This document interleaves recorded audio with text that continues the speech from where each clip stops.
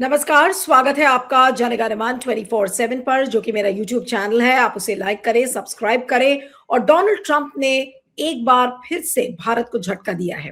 Donald Trump को reciprocal tariff पर भले ही अमेरिकी सुप्रीम कोर्ट से करारी हार मिली हो, लेकिन इसके बाद से ही उनका जो टैरिफ अटैक है उसका सिलसिला फिर से शुरू हो गया है। पहले 10% ग्लोबल टैरिफ लगाया गया, अगर आपको याद हो, फिर इसे बढ़ाकर 15% किया गया और उसको करके लोगों की टेंशन बढ़ गई। अब अमेरिका ने भारत समेत इंडोनेशिया और लाओस जैसे देशों से आयातित सोलर एनर्जी प्रोडक्ट्स पर निशाना साधा है और भारी प्रारंभिक आयात शुल्क निर्धारित किया है। भारत पर ये 126% तय किया गया है, थोड़ा बहुत नहीं, 126%। इसका असर इस सेक्टर से जुड़ी कंपनियों के शेयरों पर भी देखने को मिल रहा है। और जितनी जो सोलर प्रोडक्ट्स में जो बनाने वाली कंपनियां हैं, उनके शेयर मार्केट पर सारी वो कंपनियां पिट गई हैं। अब ये अमेरिका ने ही क्यों कदम उठाया? ब्लूमबर्ग की एक रिपोर्ट के मुताबिक अमेरिकी वाणिज्य विभाग ने भारत से सौर ऊर्जा यानी कि सोलर एनर्जी उत्पादों के आयात पर 126% का प्रारंभिक शुल्क निर्धारित किया है। वहीं इंडोनेशिया के लिए यह प्रारंभिक शुल्क 86% से 143% किया गया है, जबकि लाओस के लिए 81% तय किया गया है। ये इंपोर्ट ड्यूटी रेट्स विदेशी सब्सिडी को देखते हुए निर्धारित किए गए हैं। अमेरिका का मानना है कि इससे इन देशों के निर्यातकों को घरेलू सोलर एनर्जी प्रोड्यूसर्स के उत्पादों की तुलना में कम कीमत पर अपने उत्पाद बेचने की अनुमति मिलती है। ट्रंप प्रशासन द्वारा भारी भरकम टैरिफ लगाने के इस कदम का उद्देश्य घरेलू निर्माताओं को लाभ पहुंचाना है, यानी कि जो उनके डोमेस्टिक मैन्युफैक्चरर्स हैं उनको फायदा पहुंचाना होगा। भारत पर कहां और कैसे असर पड़ेगा, इसको भी थोड़ा समझ लेते हैं, उसके बाद फिर अपने मेहमान से इस पर खास चर्चा करेंगे। अमेरिका द्वारा सोलर एनर्जी प्रोडक्ट्स पर प्रारंभिक आयात शुल्क करीब 126% किए जाने का सीधा असर इस सेक्टर से जुड़े भारतीय निर्यात और इससे संबंधित कंपनियों के शेयरों पर भी देखने को मिला है। रिपोर्ट्स के मुताबिक कॉमर्स डिपार्टमेंट के आंकड़ों को देखें तो साल 2024 में अमेरिका द्वारा भारत के लिए सोलर एनर्जी इंपोर्ट की वैल्यू 792.6 मिलियन डॉलर रही है और इसमें पिछले कुछ सालों की तुलना में जोरदार उछाल दर्ज किया गया था। वहीं जिन 3 देशों को ट्रंप ने निशाने पर लिया है, बीते साल इन देशों से करीब 4.5 अरब डॉलर मूल्य के सोलर एनर्जी प्रोडक्ट्स आयात किए गए थे। तो अब आप सोच सकते हैं कि ये कितना बड़ा झटका होगा। आज इसको हम समझने की कोशिश करते हैं कि क्या इस झटके से डायरेक्ट नुकसान अदानी को पहुंच रहा है, क्योंकि सोलर प्रोडक्ट्स में, सोलर एनर्जी में वो डील करते हैं। तो क्या ये केवल और केवल अदानी को देखते हुए इस शुल्क को 126% किया गया है? हमारे साथ इस समय independent media analyst Siddharth Sharma है। सिद्धार्थ, आपका स्वागत है। Thank you so much for joining. ये 126% ड्यूटी जो सोलर एनर्जी प्रोडक्ट्स पर है, ये कैसे समझा जाए? और इसका पॉलिटिकल और इकोनॉमिक दोनों एस्पेक्ट है। पॉलिटिकल एस्पेक्ट से शुरू करते हैं। क्या इसको पॉलिटिकली आप कैसे देखते हैं? जी, सबसे पहले तो ये जो सोलर पैनल की बात है, भारत कोई दुनिया में बहुत ज्यादा सोलर पैनल बनाता नहीं है। भारत सोलर पैनल का कोई निर्यातक नहीं है। जब भारत इतना बड़ा दुनिया में सोलर पैनल ना बनाता है, उतना ज्यादा हम खुद सोलर पैनल आयात ज्यादा करते हैं। हमारे पास उतनी सोलर की बैटरियां और पैनल बनाने की क्षमता नहीं है कि हम उसका एक्सपोर्ट करें। वैसे में अगर अमेरिका एक अचानक एक नया कानून लाता है जिसके अंतर्गत 126% टैरिफ लगाता है और वो टैरिफ भारत के ऊपर लागू होता है, और ये जो कानून है ये 1930 के किसी कानून का हवाला दे के अमेरिका शुरू करता है, तो निश्चित रूप से ये व्यापार का इससे लेना देना कम है, क्योंकि सोलर पैनल का व्यापार कोई अमेरिका और भारत के बीच में ज्यादा होता नहीं है। खास करके भारत से अमेरिका तो कुछ सोलर जाता नहीं है। ऐसे में स्पष्ट है कि ये एक पूरा का पूरा राजनीतिक खेल चल रहा है। ये राजनीतिक खेल नहीं है, ये कूटनीति का खेल है। अगर बहुत संक्षेप में शुरुआत में मैं बोल दूं तो भाजपा के 56 इंच का जो शेयर है, उसका पाला अमेरिका नाम के रिंग मास्टर से पड़ गया है। जब हम किसी को 56 इंच का शेर मानते हैं तो शेर हो सकता है जंगल का राजा हो, लेकिन सर्कस में वो जब आता है तो रिंग मास्टर के अंडर में आ जाता है। रिंग मास्टर ऐसा हंटर चलाता है कि एक नहीं दर्जनों शेर उसके कहने पर नाचने लग जाते हैं। तो अमेरिका जो है, और ये अमेरिका में ट्रंप की बात नहीं कर रहा हूँ, इसलिए मैंने ट्रंप का नाम इस्तेमाल नहीं किया। पूरा अमेरिका का जो सिस्टम है, अमेरिका कूटनीति करता है। कूटनीति का मतलब है एक तरह से शतरंज का खेल होता है, उसमें गूढ़ गूढ़ चीजें होती हैं। वहां पर पहलवानी नहीं होती, वहां पर बुद्धि से आप सामने वाले की कमजोरी आंकते हैं और उसको कमजोरी से हराते हैं। लेकिन पिछले 10 साल में भाजपा जो भारत में कर रही है, वो राजनीति कम है और रंगदारी ज्यादा है। वो कभी कहती है कि हम अब्दुल को टाइट करेंगे, कभी कहती है कि हम बुलडोजर चलाएंगे, कभी कहती है कि केजरीवाल को अंदर सड़ाएंगे, कभी कहती है हेमंत सोरेन को हम जेल कर देंगे, कभी कहती है कि हम उद्धव ठाकरे की पार्टी तोड़ देंगे। तो ये राजनीति नहीं है, ये रंगदारी कही जाती है।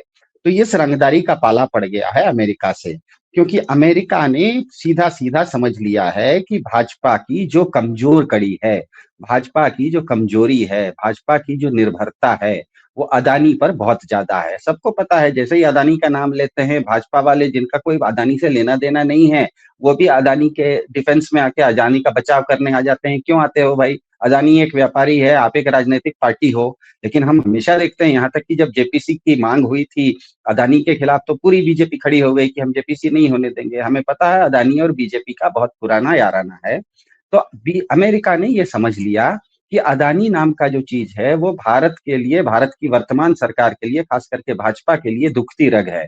अगर हम अदानी का नस पकड़ लेते हैं तो भारत सरकार से हम जो चाहिए वो काम करवा सकते हैं। तो इस दिशा में उन्होंने परसों जो अमेरिका सुप्रीम कोर्ट का जजमेंट आया, उसके चलते जो पुराने टैरिफ हट गए, वो पुराने टैरिफ हटने के बाद अमेरिका के पास भारत के ऊपर दबाव बनाने के लिए कुछ दबाव घट गए।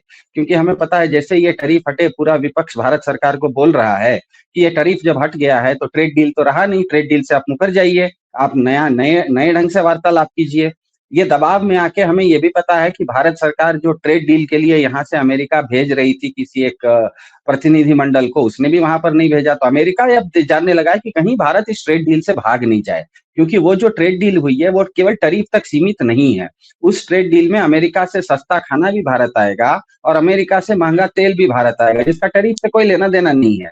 अब अगर भारत की सरकार, भारत के लोग, भारत के किसान, भारत के उद्योगपति और भारत के विपक्ष इनके दबाव में आके वो ट्रेड डील से पीछे हट जाते हैं, तो अमेरिका को नुकसान होगा। तो अमेरिका वापस भारत के ऊपर दबाव लाने के लिए कि आपका हमारा जो ट्रेड डील हो गया है, उसका सुप्रीम कोर्ट के जजमेंट से कोई लेना देना नहीं है, वो ट्रेड डील वैसा ही रहेगा, वो दबाव वापस लाने के लिए इनकी जो दुखती रग है अदानी, वो अदानी को इन्होंने फंसाया है। क्योंकि ये जो 126% जब टैरिफ लगाते हैं, तो इसमें सबसे ज्यादा मार पड़ती है अदानी को, क्योंकि ये जो 1930 का एक्ट है, जिसके तहत ट्रंप साहब की सरकार ने ये जो नया टैरिफ लगाया है, ये एंटी डंपिंग टैरिफ कहा जाता है। कि ये ट्रंप सरकार अलग अलग देशों पर, या जरूरत पड़े तो अलग अलग व्यापारियों पर, मतलब अलग अलग कंपनियों पर, वो कंपनियों को एक तरह से सैंक्शन लगाती हैं कि आप हमारे देश में सस्ती चीज भेज रहे हैं, उसके तो चलते हमारे देश का नुकसान हो रहा है। क्या आपको लगता है कि ये चीज केवल और केवल अदानी और मोदी जी को एक साथ टाइट करने के लिए डोनाल्ड ट्रंप ने किया है? और ये तो है ही जो आप एक्सप्लेन कर रहे हैं कि कहीं ऐसा ना हो कि क्योंकि भारत का विपक्ष तो कह ही रहा है कि अगर आप में हिम्मत है तो आप इस ट्रेड पैक्ट से निकल कर दिखा दीजिए। तो इसके पहले कि मोदी जी विपक्ष के दबाव में आ जाए, तो डोनाल्ड ट्रंप ने उनको, उनकी चूड़ी टाइट कर दी अदानी और मोदी की एक साथ। आपने आपने बिल्कुल ठीक बोला। उसमें केवल इतना अंतर है कि अदानी पर दबाव नहीं ला रहे हैं, अदानी इनके लिए मोहरा है। जैसे एक खिलाड़ी के लिए एक जो प्यादा होता है, वो प्यादा उसका एक मोहरा होता है। उसका जो उद्देश्य होता है, वो सामने वाले खिलाड़ी को हराना होता है। प्यादा को अगर आप दबाव में लाते हैं, तो असल में आप प्यादे को दबाव में नहीं ला रहे हैं, सामने वाले खिलाड़ी को आप दबाव में ला रहे हैं। तो अदानी जो है, अमेरिका समझ गया है कि अमेरिका भारत ये प्यादा तो है भारत का, लेकिन भारत सरकार की, खास करके भाजपा की कमजोर नस है। तो इस कमजोर नस को जब तक हम दबाए रखेंगे, भारत सरकार हम जो कहेंगे वो करेगी। और इसका एक छोटा सा, मैं आपको, कभी कभी चीजों को सिलसिलेवार समझना आसान होता है। हमें पता है अमेरिका और चाइना के बीच में टकराव है, काफी सालों से भारत और अमेरिका के बीच में टकराव है। अब अमेरिका ने चाइना को घेरने के लिए 2007 में एक क्वाड नाम की एक संस्था बनाई, जिसमें उसने भारत को लिया। सिर्फ 4 देशों का क्वाड है, जिसमें कि जापान है, भारत है, अमेरिका है, ऑस्ट्रेलिया है। मतलब अमेरिका का एक बहुत बहुत महत्वपूर्ण अंतरराष्ट्रीय संधि जो कि क्वाड है, जो कि चाइना को घेरने के लिए है, उसमें भारत को अमेरिका 2007 में ही ले लेता है। इसका मतलब अमेरिका उस दिन से आपसे अपेक्षा कर रहा है कि आप चाइना के साथ अपनी दोस्ती कम रखिए, अमेरिका के साथ दोस्ती रखिए, क्योंकि क्वाड का काम ही है चाइना को घेरना। एक वायर पर एक मैं स्टोरी देख रही हूँ, उसके ट्वीट को मैं पढ़ देती हूँ और उसको कोशिश करूंगी कि मैं स्टोरी मैंने अभी नहीं देखी है, लेकिन वायर का जो ये लिंक है वो ये कहता है कि the Adani group companies have been identified as mandatory respondents in the proceedings. Their non-participation resulted in an adverse facts available penalty from the US Department of Commerce. यानी कि क्या अदानी वहां पेश नहीं हुए, इस वजह से अदानी को ये सजा दी गई है. मैं कोशिश करती हूँ कि वायर की वो स्टोरी अगर हमें मिल जाए तो क्या कहेंगे इस पर? कुछ इस तरीके का लिंक आपको नजर आ रहा है? ये बहुत साधारण सी बात है। देखिए, आपको अगर कोई पुलिस वाला रोड पे बाइक चलाते हुए पकड़ता है तो पहले लाइसेंस पूछता है, वो कोशिश करता है आप किसी चीज में फंसे। आप लाइसेंस भी दिखा देते हैं, आप अपना इंश्योरेंस भी दिखा देते हैं, आप अपना फिटनेस सर्टिफिकेट भी दिखा देते हैं, आप अपना एमिशन सर्टिफिकेट, सब कुछ दिखा देते हैं ना। तो उसको भी, उसके बाद भी उसको आपके ऊपर फाइन लगाना है तो कहता है आपका जो मिरर है ना, आपका जो ग्लास है वो थोड़ा टूटा हुआ है, इसीलिए आपके ऊपर 50 रुपए फाइन लगेगा। तो एक छोटी कानूनी पेंच है, इसमें वो इसके डिटेल्स में जाने की जरूरत नहीं। कहीं ना कहीं अमेरिका ने एक पेंच खोज लिया है। मैंने इसीलिए कहा ये पेंच इन्होंने खोजा है, 1930 का एक्ट खोजा है। 1930 मतलब भारत आजाद। हाँ, वायर की स्टोरी ये मुझे मिल गई है, इसको मैं पढ़ देती हूँ कि इसमें क्या है एग्जैक्टली लिखा हुआ कि US has imposed a 126% tariff on Indian solar product exports after two Adani Group companies, Mundra Solar Energy and Mundra Solar PV, withdrew from the US investigations. ये इंडियन एक्सप्रेस ने रिपोर्ट किया है कि Mundra solar energy और Mundra solar PV, ये दो companies हैं, उन्होंने यूएस इन्वेस्टिगेशन से विड्रॉ किया. The Adani Group companies have been identified as mandatory respondents in the proceedings. Their non-participation resulted in an adverse facts available penalty from the US Department of Commerce, the anti-subsidy investigation report accessed by the paper said. The steep penalty was imposed sector-wide on February 20th, according to the report. We preliminarily determined that these non-responsive mandatory respondents like Mundra Solar Energy and Mundra Solar PV withheld necessary information that Commerce requested, failed to provide information within the established deadlines, and significantly impeded this proceeding by failing to respond to Commerce's initial questionnaire, either in whole or in part by the applicable deadline, the anti-subsidy investigation report stated. उसके बाद सुनिए, US Department of Commerce found that companies exported solar cells in large volumes over a short period and availed benefits under several Indian government schemes.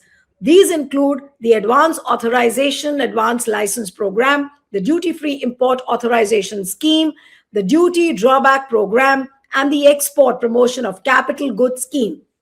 The US also pointed to Indian dependence on China for solar imports. According to information provided by the petitioner, the Indian solar cells industry is heavily reliant on imports from China, and that Chinese investment in India follows the Chinese solar industry's trend of investments in production facilities in Cambodia, Malaysia, Thailand, and Vietnam.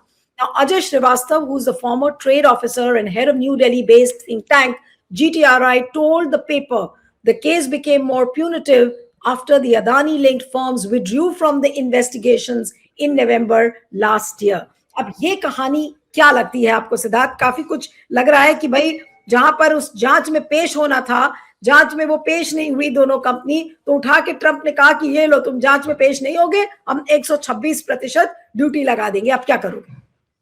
फिर से मैं कह रहा हूं, इसमें अदानी को इन्होंने फंसाया नहीं है, ये भारत सरकार के ऊपर हुक मारने के लिए अदानी को किसी एक केस में फंसाया है. जैसे उदाहरण के लिए, जिस समय 2008 में बंबई में पाकिस्तानी आतंकवादी घुसे थे और छत्रपति शिवाजी टर्मिनस के अंदर वो एक अब्दुल कसाब नाम का आदमी था आतंकवादी, उसने बमबारी गोली चलाई थी, उसके बाद उसको पकड़ा था, तो स्वाभाविक है उसके ऊपर आतंकवाद का केस तो चला था. लेकिन बहुत समझदारी से अभियोजन पक्ष ने उस पर एक ये भी केस डाला कि तुम बॉम्बे वीटी स्टेशन के अंदर बिना प्लेटफॉर्म टिकट लिए अंदर घुसे थे, 2 रुपए का प्लेटफॉर्म टिकट नहीं लिया, वो भी एक चार्ज है. मतलब वो भी तो कहीं ना कहीं कोई गैर कानूनी काम है. तो आपको फंसाने दबाने के लिए ये किया जा रहा है। तो ये जो वायर की स्टोरी है बिल्कुल सही है, ये सिलसिलेवार बता रही है कि किस धारा के अंतर्गत, किस कारण के अंतर्गत क्या कानूनी पेच में उनको फंसाया है। लेकिन आपने क्योंकि शुरुआत में पूछा कि इसकी राजनीति क्या है, तो इसकी राजनीति और कूटनीति यह है, जैसा मैंने कहा कि इन्होंने 2007 में भारत को क्वाड में लिया अमेरिका ने, क्योंकि इनको चीन को घेरना था।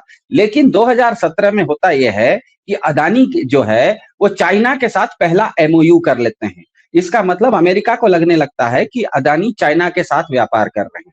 इसीलिए 2022 में फिर कह रहा हूं, उस समय ट्रंप साहब नहीं थे, इसीलिए मैं कह रहा हूं ये ट्रंप साहब से अलग बात है। ये पूरा का पूरा अमेरिकी सिस्टम अदानी को नेगेटिवली देख रहा है। पूरा का पूरा सिस्टम इस चीज को समझ गया है, अमेरिका का सिस्टम, चाहे वो ट्रंप हो, ट्रंप से पहले बाइडन हो, आने वाले समय में ट्रंप के बाद कोई दूसरा हो, पूरा का पूरा अमेरिकी प्रशासन समझ गया है कि बीजेपी की दुखती रग अदानी है, और अदानी को जैसे जैसे आप दबाते चले जाएंगे, बीजेपी जैसा वो चाहेगी वैसा करेगी।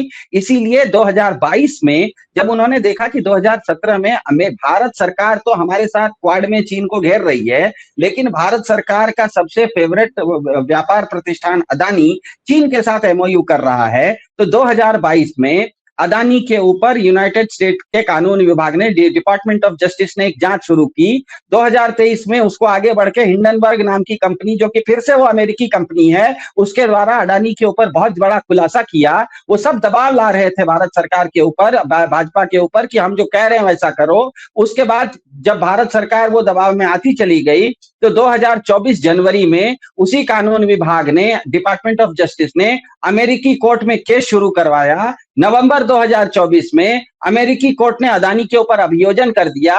ये सब करते समय तक ट्रंप सरकार में नहीं थे, ये पुरानी सरकार कर रही थी। इसका मतलब ये है, और अभी ये हो गया है कि ये सब हो गया, उसके बाद ये जो दबाव करना था इन्होंने दबाव कर दिया। इस दबाव के चलते जैसे ही ट्रंप साहब पिछले साल सरकार में आए, नवंबर 2024 में, देखिए नवंबर 2024 में अदानी के खिलाफ अमेरिकी कोर्ट में अभियोजन होता है। 2 महीने के बाद भारत के प्रधानमंत्री बिना बुलाए पहुंच जाते हैं व्हाइट हाउस, और व्हाइट हाउस में पहुंच के ट्रंप साहब के साथ एक समझौता करते हैं, जिसको कि white house India joint statement कहा जाता है। उस जॉइंट स्टेटमेंट में भारत ये मान लेता है कि मवेशी का चारा भी भारत लेगा, अमेरिका से सस्ता खाना भी लेगा, अमेरिका से महंगा तेल भी लेगा, ये लिख के आ जाते हैं। लेकिन क्योंकि उसको वो पूरा नहीं करते, अमेरिका फिर प्रेशर आपके ऊपर बनाता है। आप लिख के तो आ गए, उसके बाद आप भाग गए, आप उससे मिल नहीं रहे थे, तो जबरदस्ती ट्रंप साहब घुसते हैं। सबसे पहले तो सीज फायर के समय घुस जाते हैं, ऑपरेशन सिंदूर का क्रेडिट लेते हैं, और 1 बार नहीं, 2 बार नहीं, 3 बार नहीं, 70 बार बोलना शुरू करते हैं। वो देख लेते हैं कि मैंने 1 बार बोला और भारत जवाब नहीं दे रहा है, तो इसका मतलब ये भी एक दूसरी भारत की दुखती रग है। एक अदानी भारत भाजपा का दुखता रग है, और दूसरा ऑपरेशन सिंदूर भारत का दुखता रग है। तो जैसे ही उनको दूसरी दुखती रग मिल गई, तो उन्होंने 70 बार, तब के बाद से 70 बार, अब की बार 400 बार पार कर रहे थे, उन्होंने अब की बार 70 पार कर दिया। जितना भारत के प्रधान जी का जन्मदिन है, उससे ज्यादा बार तो ट्रंप साहब सार्वजनिक रूप से बोल दिए कि भारत और पाकिस्तान का युद्ध मैंने रुकवाया। इस केस को हम कैसे समझे? क्या हम ये माने कि अदानी ने जांच में सहयोग नहीं किया, इस वजह से अदानी को भी टाइट किया और भारत के ऊपर भी ये ड्यूटी लगा दी गई कि आपके सोलर प्रोडक्ट्स पर हम 126% ड्यूटी लगाएंगे? हाँ, यही मैं सिलसिलेवार आपको कहानी बताया था, वो आ गया था करीब करीब इस साल अक्टूबर तक। इस साल अक्टूबर में, मतलब 2025 के अक्टूबर तक 70 बार ट्रंप साहब बोल चुके कि मैंने भारत पाकिस्तान का युद्ध रुकवाया। उसके बाद 2025 अक्टूबर में एक बार उन्होंने ये भी बोल दिया कि अब हम उन्होंने भारत के प्रधान जी को लेके कहीं एक जगह पर कह दिया कि I can destroy his career, मैं उनका करियर भी खत्म कर सकता हूं। उसके बाद हमने देखा कि बहुत जल्दी से सर्जियो गोर साहब भारत आते हैं, और बहुत जल्दीबाजी में भारत और अमेरिका के बीच में ट्रेड डील फाइनल होना शुरू होता है। भारत के पीयूष गोयल साहब टीवी पर आना शुरू करते हैं, वो कहते हैं कि हमारी टीमें वहां पहुंच गई है, अब ये जो हमारा ट्रेड डील है ये फाइनल स्टेजेस में है। जब इन्होंने देखा कि ट्रेड डील अब फाइनल स्टेज में आ गई है, अमेरिका जो जो कह रहा था इन्होंने मान लिया, तब अदानी को लगा कि अब तो हमारा हुक छूट गया है। तो उनके ऊपर वो जो पुराना केस था जिसमें कि उनको बुलाया गया था, उन्होंने सोचा अब भारत भाजपा सरकार और अमेरिका के बीच में सब कुछ तो गुडी गुडी हो गया है, इन लोगों का सब डील हो गया है, अब तो मेरे ऊपर टारगेटिंग नहीं होगा। तो इनको किसी एक दिन किसी एक कोर्ट में पेशी होनी थी, वो पेशी होने से बच लिए, मतलब उस दिन वो पेश नहीं हुए, कहे कि बड़े बड़े मेरे दोस्त मिल गए हैं तो अब तो हम बच गए हैं। अब हुआ ये कि तब से तो अमेरिका ने छोड़ दिया कि कोई उनको दिक्कत, फिर से मैं कह रहा हूं अदानी इनका टारगेट नहीं है, इनका टारगेट भाजपा सरकार है। और भाजपा सरकार क्योंकि लाइन पे आ गई थी, इसीलिए इन्होंने अदानी को छोड़ दिया। अचानक होता यह है कि एक हफ्ता पहले अमेरिकी सुप्रीम कोर्ट जजमेंट दे देता है कि ट्रंप साहब ने जो जो टैरिफ लगाया वो सब अब जीरो हो गया है, वो टैरिफ मान्य नहीं है। उसके बाद से भारत के किसान हमें भाजपा सरकार पर चढ़ गए हैं कि जब सुप्रीम कोर्ट आपको राहत दे दिया है तो आप उस ट्रेड डील में हैं क्यों, वो ट्रेड डील को खत्म मानिए। भारत का विपक्ष कह रहा है कि खत्म मानिए, भारत के उद्योगपति कह रहे हैं कि हम महंगा अमेरिकी तेल लेके हमारा कंपटीशन क्यों खराब करें, हाँ ये खत्म कीजिए। इसीलिए भारत सरकार थोड़ी दबाव में आ गई और इस बार जो उनको ट्रेड डेलीगेशन अमेरिका भेजना था उन्होंने नहीं भेजा। अमेरिका का तुरंत कान खड़ा हुआ कि कहीं ये फिर से ट्रेड डील से भाग नहीं जाए। तो ट्रेड डील पर इनको वापस अगर लाना है तो ये अडानी जो नवंबर में किसी एक कोर्ट में पेशी नहीं किए थे उस पर फिर से हुक मार दिया आज, कहा कि आप नहीं आए इसीलिए 1930 के कानून के अनुसार आपके ऊपर 126% टैक्स लगा देते हैं।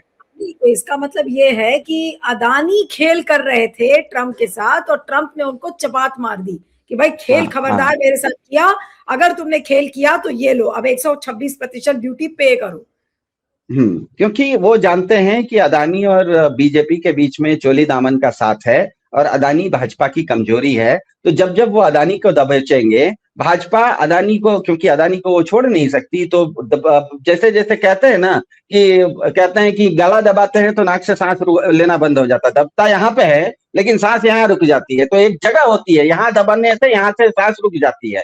तो उनको पता है कि कहां पर इनका वीक पॉइंट है, अदानी इनका वीक पॉइंट है। अदानी जब जब उनको लगता है कि भारत सरकार से उनको कोई काम करवाना है और भारत सरकार टेबल पर आ नहीं रही है, वो अदानी को दबाते हैं और भारत सरकार अमेरिका के साथ टेबल पर आ जाती है। फिर से मैं कह रहा हूं इसका ट्रंप साहब से कोई लेना देना नहीं है। अमेरिका में इससे पहले जो प्रशासन था बाइडेन प्रशासन, वो भी इसी रूट पे चल रहा था। ट्रंप साहब के बाद अगर कल दूसरा आएगा वो भी इसी रूट पर चलेगा, क्योंकि अमेरिका भारत और कूटनीति को शतरंज का खेल समझता है। वो वहां पर पहलवानी नहीं करता, अमेरिका किसी के साथ पहलवानी नहीं करता, वो शतरंज का खेल देखता है, सामने वाले की कमजोरी पर खेलता है।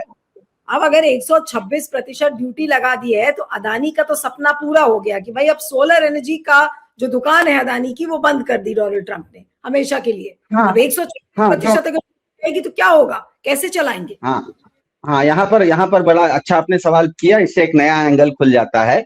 भारत में सबको पता है कि किसी भी औद्योगिक विकास, जो मानवता का आज विकास हुआ है, हम लोग सब बैठे हुए हैं, ये सब एनर्जी के चलते हैं, मतलब पावर के चलते हैं, मतलब ऊर्जा के चलते हैं।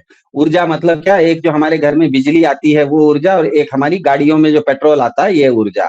इन दोनों आप ऊर्जा को निकाल दीजिए तो मानवता अभी भी 17वीं सदी में कहीं झोपड़ी में या गुफा में रहती है। यही दो के चलते हम लोग पूरा मतलब शहर बसे हुए हैं, दुनिया भर में आवागमन होता है, यह ऊर्जा के चलते होता है। अब भारत के पास अपनी, भले हमारे पास पॉपुलेशन है लेकिन अपनी ऊर्जा बहुत कम है। हम तेल के लिए मध्य पूर्व वगैरह पर डिपेंड करते हैं, और भारत में जितना भी तेल आता है मध्य पूर्व से, उसमें ज्यादातर तेल तो आता है सरकारी कंपनियों से, ओएनजीसी वगैरह की तरह की कंपनियों से।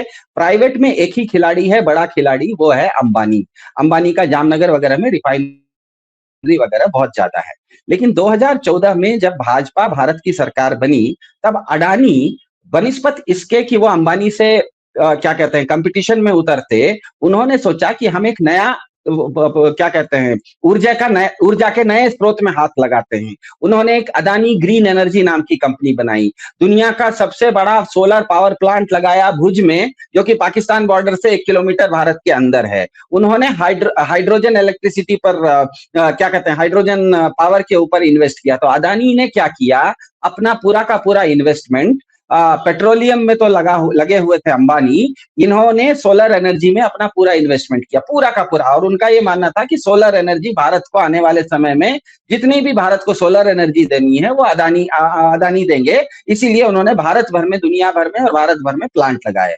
दिक्कत यह हुई कि ट्रंप साहब जैसे ही आए, ट्रंप साहब की नीति के अनुसार सबसे पहले तो वो क्लाइमेट अकॉर्ड्स वगैरह से बाहर आ गए। उनका मानना है कि ये क्या कहते हैं पोल्यूशन और क्लाइमेट चेंज वगैरह कोई इशू नहीं है। उनका पूरा का पूरा जो ताकत लगी हुई है, फोकस है, वो ऊर्जा पर है, मतलब उनका पेट्रोल पर फोकस है। वो वेनेजुएला के पास पेट्रोल है तो वो उस देश को अपना बना लेते हैं, ईरान के पास पेट्रोल है तो अपना बनाने की जुगत लगा रहे हैं, ग्रीनलैंड के पास पेट्रोल है तो कहते हैं कि हम तुमको अपने पास ले लेंगे। सोलर वगैरह में उनका कोई इंटरेस्ट नहीं है। और अदानी का क्योंकि सोलर में ही इन्वेस्टमेंट है, इसीलिए सोलर जो है वो अदानी की दुखती रग है और अदानी जो है वो भाजपा सरकार की दुखती रग है। ये पूरा कनेक्शन को ट्रंप सरकार ने देख लिया। तो अगर अदानी के सोलर के ऊपर दबाव डाल देते हैं तो अदानी पर दबाव आता है, अदानी पर दबाव आता है तो भाजपा पर दबाव आता है, भाजपा पर दबाव आता है तो भाजपा जो अमेरिका कहेगा वो मानने के लिए बाध्य हो जाती है। तो ये पूरा का पूरा इस तरह से शतरंज की चाल अमेरिका चल रहा है। इसीलिए मैंने शुरुआत में कहा, भाजपा जो राजनीति को रंगदारी करके चल रही है कि इधर हम बुलडोजर चलाएंगे, उधर हम अब्दुल को टाइट करेंगे, इधर केजरीवाल को सड़ाएंगे, ये जो है ये 56 इंच के शेर होंगे वो, लेकिन जंगल में शेर होता है। लेकिन जो सर्कस होता है, जब शहर में शेर आ जाता है ना, तो शेर भी रिंग मास्टर के सामने सरेंडर कर जाता है। जो ट्रंप साहब है, अमेरिका है, वो 56 इंच का शेर तो बिल्कुल नहीं है, लेकिन रिंग मास्टर जरूर है। वो एक शेर नहीं, ऐसे दर्जनों शेर को वो नचा लेता है। नहीं, तो कुल मिलाकर ये मेरा आखिरी सवाल है कि एक तरीके से अब डोनाल्ड ट्रंप ने क्या अदानी की जो सोलर एनर्जी की दुकान चल रही थी उसको बंद कर दिया है? पूरा बंद कर दिया। अदानी को कहीं सिर्फ सोलर एनर्जी का नहीं, जब से हिंडनबर्ग की रिपोर्ट आई है और अदानी का जो अमेरिका के कोर्ट में केस हुआ है, उसके बाद अदानी का कहीं पर भी दुनिया भर में जो जिसे आप कहते हैं विकसित देशों में अब कोई व्यापार रहा नहीं। उनका जो भी अब व्यापार होता है ना, वो केनिया जैसे देश में होता है, श्रीलंका जैसे देश में होता है, बांग्लादेश जैसे देश में होता है। तो कोई भी अगर बहुत बड़ी व्यापारिक प्रतिष्ठान है, कोई भी बहुत बड़ा कॉरपोरेशन है, कोई भी बहुत बड़ा कंपनी है, वो तभी बड़ी बनती है जब उसका जो फुटप्रिंट है या जो उसका जो फैलाव है वो पूरी दुनिया भर में रहे। आज हम इन्फोसिस का नाम लेते हैं इसीलिए क्योंकि इन्फोसिस अमेरिका में भी चलती है। हम टाटा का नाम लेते हैं क्योंकि इंग्लैंड में जो जगुआर कंपनी है उसको टाटा ने ले रखा है। तो आप वैश्विक कंपनी तभी बनेंगे जब विश्व के अलग अलग देशों में आपके मतलब आपके संयंत्र, आपके फैक्ट्रियां होंगे, आपके प्लांट होंगे। इस मामले में पूरा का पूरा ट्रंप एडमिनिस्ट्रेशन ने अदानी को इतना ज्यादा टाइट कर दिया है कि अदानी का आप एक भी व्यापार देखिए, कहीं भी विकसित देशों में व्यापार वो करने लायक नहीं है। क्योंकि विकसित देशों में व्यापार करने के लिए जिस तरह की आपको व्यापारिक शुचिता की आवश्यकता है, आप पैसा कमाइए लेकिन गलत तरीके से आप नहीं कमा सकते। वहां नेपोटिज्म आप नहीं कर सकते, वहां पैरवी आप नहीं कर सकते, वहां आप सत्ता और पैसे का खेल आप नहीं खेल सकते। आपको पैसा बनाना है तो आप पैसा बनाइए, लेकिन सत्ता के रास्ते से पैसा नहीं बना सकते। और अदानी का पूरा मॉडल जो है, अदानी बीजेपी को मदद करता है और बीजेपी अदानी को मदद करती है। बीजेपी के पार्टी के नाते जिंदा रखने का काम अदानी करते हैं और अदानी नाम की कंपनी को ठेका दिलवाने का काम बीजेपी करती है। तो ये जो सत्ता से पैसा और पैसा से सत्ता का खेल है, ये खेल बीजेपी और अदानी खेल रही है, ये अमेरिका को पता लग गया और उन्होंने उसमें कैची मार दी है। बस यही तो हुआ है। ठीक है, चलिए इस चर्चा को यहाँ खत्म करते हैं। आपका बहुत बहुत शुक्रिया Siddharth, thank you so much for joining.